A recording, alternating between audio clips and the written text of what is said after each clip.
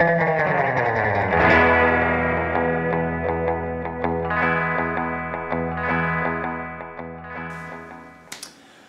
right, so hopefully by this point you've at least ordered your sketchbook. If you've already got it, great. You're ready to go for this Saturday. So today I just want to share some of the expectations, some guidelines for Sketchbook Summer, just so it's really clear to everyone how we do this challenge, what's expected, and what it means to fill a sketchbook in 30 days. So the very first thing that you're going to want to do on July 1st is you're going to want to open up your sketchbook and you're going to date it July 1st, 2017. As you move through the sketchbook, you're going to want to draw on every single page, obviously, front and back. You can date the pages if you want to as you go through. That's not super critical. The more important thing is that on the final page, you date the final page. You're going to want a record of having completed this challenge. And you know, we'd like to find some way to acknowledge the people that have completed this challenge as well. So let's talk about some more of the expectations. What does it mean to fill a page? How much is enough? How finished does it need to be? So let's talk about finishing it first. The purpose of a sketchbook is primarily not to fill it with finished, presentable work. A sketchbook is supposed to be personal, raw, exploratory, and playful. It's supposed to be a place where you fail. I like to think of this quote from Ollie Johnson. Forgive me, I know I'm going to butcher the quote, but he basically said that everyone's got 1,000,000 bad drawings in them. You've got to get those 1,000,000 bad drawings out of you before the good ones can start coming out. The sketchbook is where all the bad drawings go. So do not be cautious about making lots of bad drawings and making failures within this sketchbook. Play, have fun, experiment, and be yourself. Now, as you're going through this process of iterating and exploring and just like refining ideas, you may find that naturally you get to the point where you say, okay, I kind of want to take this idea further, I kind of want to finish it. Feel free to follow that instinct.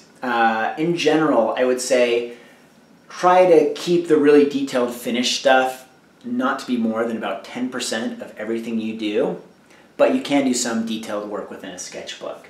And if you do something that is really detailed that you take a lot of time on, feel kind of free to skip the other side of the page. You just spent a lot of time on that page, and it's probably the same amount of time you would have spent drawing on two sides of the page. So feel free to skip the other side, and you also don't want to kind of like draw on the other side and have it show through and ruin a really nice piece that you worked a lot of time on. So that's kind of the general guideline for how finished things need to be. The other thing to think about, and the other thing you may still be asking is, okay, but even if I am being sketchy and loose and exploratory, how much is enough? How do I know when a page is done? And this is tricky to answer. I don't want to create too specific or strict of a guideline because that's going to kind of kill the spirit of sketching. But I do have kind of two ways of thinking about it that may be helpful to you. The first one is that you basically just kind of want to follow your instincts. So if you're drawing on a page and it just feels like kind of time to move on to the next page, then just follow that instinct and move on to the next page.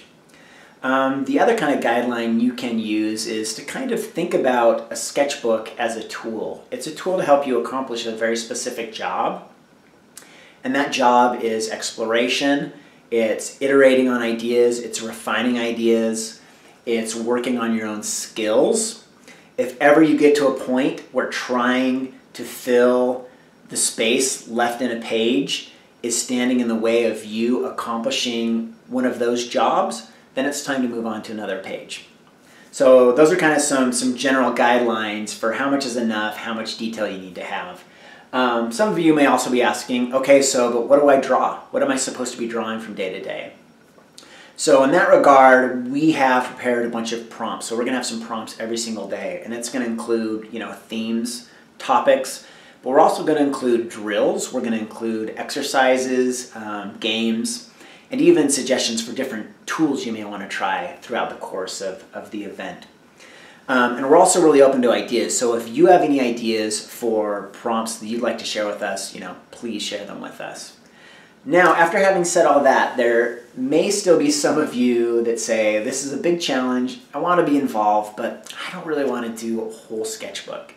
Well, for you, you can kind of do the tier 2 of the challenge. And tier 2 of the challenge is basically to draw every day a certain amount. So maybe it's a half an hour, maybe it's an hour a day, but just commit to do some drawing every day. If you do that, you're still going to be a huge asset to the community. You're still going to have a lot of fun, and you'll still grow artistically.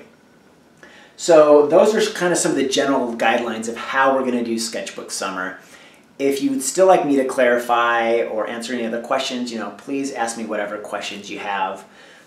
So tomorrow I'm going to be sharing some strategies basically to be successful with Sketchbook Summer. So stay tuned for that. RSVP for the Facebook event, that's going to be on July 1st. We're going to be streaming live. If you're going to be in the Salt Lake area, feel free to come join us. We're going to be at Blue Copper Coffee. All the details are on the event page on Facebook, so check that out. And let's get ready for Sketchbook Summer.